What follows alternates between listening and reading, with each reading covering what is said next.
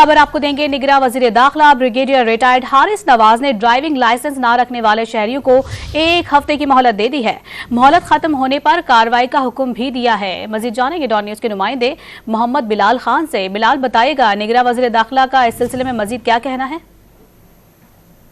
जी बिल्कुल, देखिए इंतखाबात से कबल कानून की खिलाफ वर्जियों पर निगरां वज़ीर दाखिला का सख्त नोटिस दिया गया है। निगरां वज़ीर दाखिला हारिस नवाज का चीफ सेक्रेटरी होम को एक खत लिखा गया है। कराची में निजी गैर मजाज गाड़ियों और पुलिस लाइट्स और के इस्तेमाल हो रहा है, जबकि काले शीशे करके पुलिस सायरन का इस्तेमाल भी किया जा रहा है। लेटर में ये मजीद कहा गया है कि प्राइवेट सिक्योरिटी गार्ड खुला असले की नुमाइश कर रहे हैं, खास तौर पर इंतखाबात के दिन ब दिन करीब आ रहे हैं, जबकि कानून की ऐसी खिलाफ वर्जियों पर शदीद तशवीश है। इसके अलावा कम उम्र अफराद ड्राइविंग करते हुए नजर आ रहे हैं और बगैर किसी रियायत कानून के मुताबिक सख्त कार्रवाई की जाए, जबकि बगैर लाइसेंस ड्राइवरों को मुतम्बा किया जाए, जबकि तजदीद और नए लाइसेंस के लिए 1 हफ्ते की मोहलत दी जाए।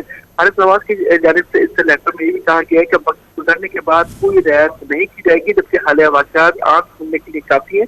ऑपरेशन और ट्रैफिक पुलिस सख्त क्रैकडाउन का आगाज करे, खुलेआम कानून की धज्जियां उड़ाने वाले अनासर के खिलाफ पर शदीद ऑपरेशन किए जाए। बहुत शुक्रिया बिलाल आपका।